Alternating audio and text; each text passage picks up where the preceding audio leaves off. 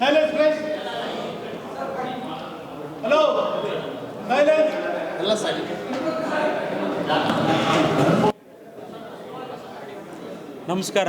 ನನ್ನ ಹೆಸರು doctor AR Govinda ಸ್ವಾಮಿ ಅಂತ, ಕಲಾವಿದ. ಅಡವಿ ಸಿನಿಮಾ ನೋಡಿದೆ ನಾನು.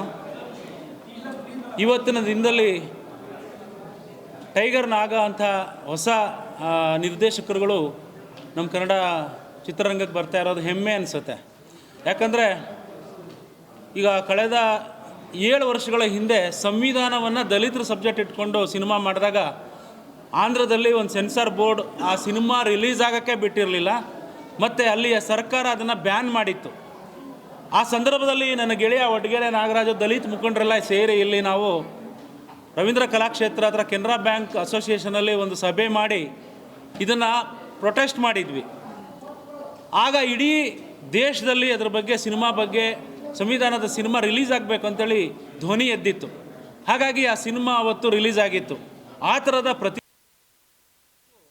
ಒಂದು ದಲಿತ ಪರವಾದ, ಆದಿವಾಸಿಗಳ ಪರವಾದ ಒಂದು ಸಿನಿಮಾ ಇವತ್ತು ಸಕ್ಸಸ್ಫುಲ್ಲಾಗಿ ಇಲ್ಲಿ ಇವತ್ತು ಪ್ರೊಜೆಕ್ಷನ್ ಆಗಿದೆ. ಬಹಳ ಮುಖ್ಯವಾಗಿ ಟೈಗರ್ ನಾಗ ಅವರ ತಂಡದಲ್ಲಿ ಕರ್ನಾಟಕದ ಎಲ್ಲ ಪ್ರಗತಿಪರ ಚಿಂತಕರು, ಸಾಹಿತಿಗಳು, ಹೋರಾಟಗಾರರು, ಕಲಾವಿದರು ಭಾಗವಹಿಸಿ ಈ ಸಿನಿಮಾ ನೋಡಿರೋದು ತುಂಬಿದ ಸಭಾಂಗಣದಲ್ಲಿ. ಇದೇ ಮೊದಲು.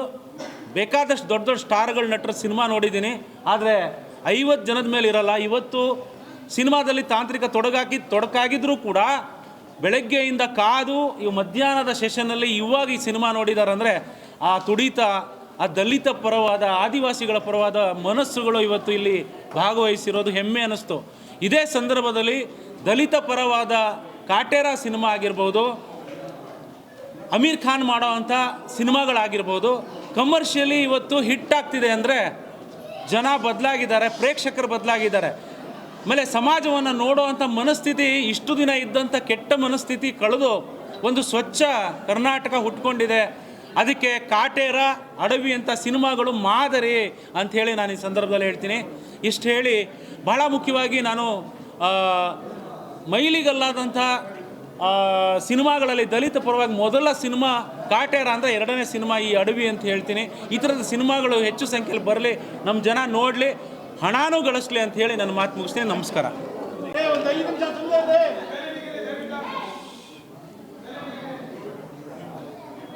ನಮಸ್ಕಾರ. ನನ್ನ ಹೆಸರು ನಾಗೇಂದ್ರ ಮಾಗಡಿ ಅಂತ, ಚಲನಚಿತ್ರ ನಿರ್ದೇಶಕ. ಅಡವಿ ಅನ್ನೋ ಒಂದು ಚಿತ್ರದ ವೀಕ್ಷಣೆ ಮಾಡಿದ್ವಿ ಇವತ್ತು ನಾವು, ಮತ್ತು ನಮ್ಮ ಚಲನಚಿತ್ರ ನಿರ್ದೇಶಕ ಸಂಘದ ವಿಶ್ವನಾಥ್ ಸರ್ ಮತ್ತು ಎಲ್ಲ ಪದಾಧಿಕಾರಿಗಳು ಚಿತ್ರ ನೋಡಿದ್ವಿ. ಇದು ಒಂದು ಆದಿವಾಸಿಗಳ ಮೇಲೆ ಮಾಡಿರ್ತಕ್ಕಂಥ, ಅವ್ರ ಮೇಲೆ ಆಗ್ತಕ್ಕಂಥ ಒಂದು ಶೋಷಣೆಯ ಮೇಲೆ ಮಾಡಿರ್ತಕ್ಕಂಥ ಕತೆ. ಅದರ ಜೊತೆಯಲ್ಲಿ ನಿರ್ದೇಶಕರು ಕತೆ ಎಲ್ಲೂ ಕೂಡ ಬೋರ್ ಆಗಬಾರ್ದು ಅಂತ ಒಂದು ಪ್ರೇಮ ಕತೆ ಎಳೆಯನ್ನು ಇಟ್ಕೊಂಡು ಅದನ್ನು ತುಂಬ ಚೆನ್ನಾಗಿ ಹ್ಯಾಂಡಲ್ ಮಾಡ್ಕೊಂಡು ಹೋಗಿದ್ದಾರೆ. ಎಲ್ಲ ಹೊಸ ಕಲಾವಿದರನ್ನು ಅವರ ತಕ್ಕ ಮಟ್ಟಿಗೆ ಯಾವ ಥರ ಅವ್ರ ಕೆಲಸ ತೆಗಿಬೇಕು ಅನ್ನೋದನ್ನು ನೀವು ಚಿತ್ರ ನೋಡಬೇಕು ಸರ್. ತುಂಬ ಚೆನ್ನಾಗಿ ಮಾಡಿದ್ದಾರೆ. ಒಂದು ಕ್ಯಾಮ್ರಾ ವರ್ಕ್ ಆಗ್ಬೋದು, ಎಡಿಟಿಂಗ್ ಆಗ್ಬೋದು, ರಿಕಾರ್ಡಿಂಗ್ ಆಗ್ಬೋದು, ತುಂಬ ಚೆನ್ನಾಗಿ ಅದ್ಭುತವಾಗಿ ಮೂಡಿ ಬಂದಿದೆ. ಸಂಭಾಷಣೆ ತುಂಬ ಹರಿತವಾದ ಸಂಭಾಷಣೆ.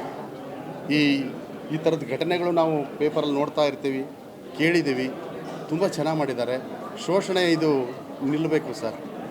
ಆ ಥರದ್ದು ಒಂದು ಸಮಾಜದ ಮೇಲೆ ಬೆಳಕು ಚೆಲ್ಲುವಂಥ ಚಿತ್ರವನ್ನು ಮೊದಲ ಪ್ರಯತ್ನದಲ್ಲೇ ಟೈಗರ್ ನಾಗ್ ಅವರು ಗೆದ್ದಿದ್ದಾರೆ.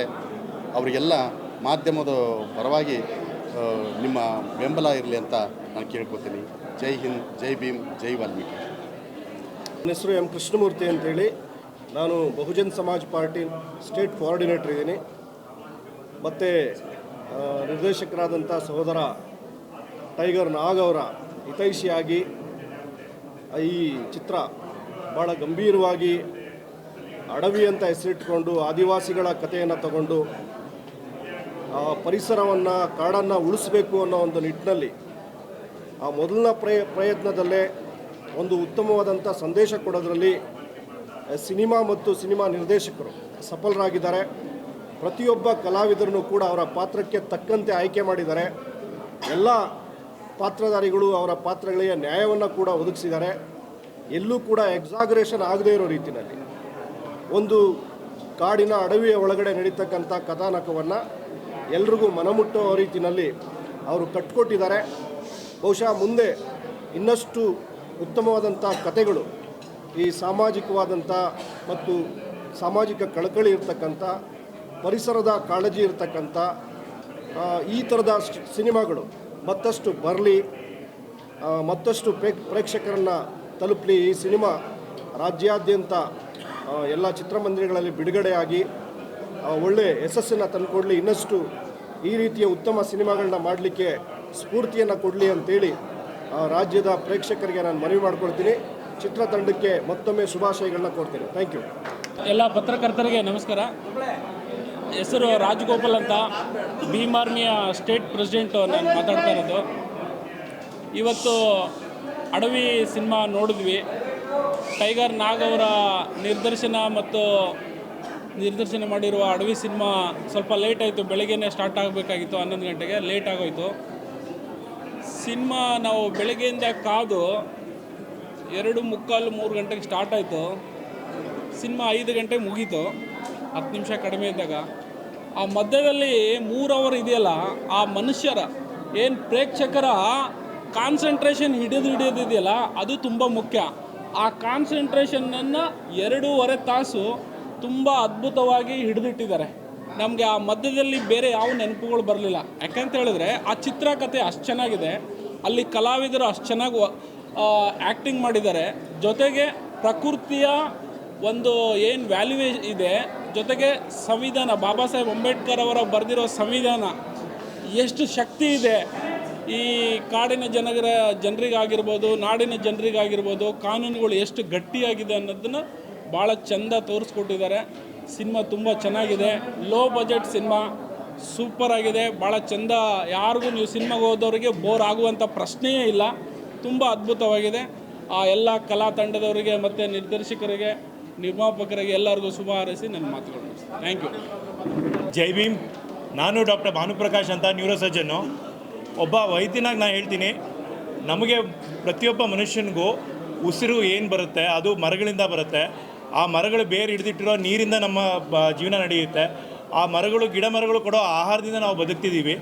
ಇಂಥ ಒಂದು ಪ್ರಕೃತಿನ ಉಳಿಸ್ಕೋಬೇಕು, ಈ ಕಾಡುಗಳನ್ನ ಉಳಿಸ್ಕೋಬೇಕು ಅನ್ನೋ ಒಂದು ದೊಡ್ಡ ಸಂದೇಶನ ಕೊಟ್ಟರು. ಅದು ಎಷ್ಟು ಕಮರ್ಷಿಯಲ್ ಪಾಯಿಂಟಲ್ಲಿ ಏನು ಫೈಟಿಂಗ್ ಇರ್ಬೋದು, ಲವ್ ಸ್ಟೋರಿ ಇರ್ಬೋದು, ಅಥವಾ ಒಂದು ಕಾನೂನಾತ್ಮಕವಾದ ಹೋರಾಟ ಇರ್ಬೋದು. ಆಮೇಲೆ ಇನ್ನೊಂದು ದೊಡ್ಡ ವಿಷಯ ಅಂದರೆ, ಒಬ್ಬ ಜಡ್ಜು ಯಾವ ರೀತಿ ಕೆಲಸ ಮಾಡಬೇಕು ಅನ್ನೋದನ್ನು ತೋರಿಸ್ಪಡಿಸ್ಕೊಟ್ಟಿದ್ದಾರೆ. ಯಾಕಂದರೆ ಇವಾಗ ಏನು ಅಕ್ರಮಗಳು ನಡೀತಾ ಇದೆ ಸಮಾಜದಲ್ಲಿ, ಆಮೇಲೆ ನಮಗೇನು ಕಷ್ಟಗಳಾಗ್ತಾ ಇದೆ, ಅದು ಮೆಜಾರಿಟಿ ಕೆಟ್ಟ ಮನುಷ್ಯರಿಂದ ಅಲ್ಲ, ಕೆಟ್ಟ ಜಡ್ಜ್ಗಳಿಂದ ಅಂತ ನಾನು ಹೇಳ್ತೀನಿ. ಆ ಜುಡಿಷಿಯಲ್ ರಿಫಾರ್ಮ್ಸ್ಗೂ ಒಂದು ದಾರಿ ಮಾಡಿಕೊಟ್ಟಿದ್ದಾರೆ. ಕಾಡುಗಳನ್ನ ಕಾಪಾಡ್ಕೊಳ್ಳಿ ಅಂತ ಒಂದು ಸಂದೇಶ ಕೊಟ್ಟಿದ್ದಾರೆ. ಇಂಥ ಚಲನಚಿತ್ರನ ಎಲ್ಲರೂ ನೋಡಬೇಕು. ಇಂಥ ಡೈರೆಕ್ಟ್ರುಗಳು ಮುಂದೆ ಬರಬೇಕು ಅಂತ ಎಲ್ಲರೂ ಪ್ರೋತ್ಸಾಹ ಮಾಡಬೇಕು. ನಾನು ಒಂದು ಹಾಲ್ ಬುಕ್ ಮಾಡ್ಸೋಕ್ಕೆ ರೆಡಿಯಾಗಿದ್ದೀನಿ.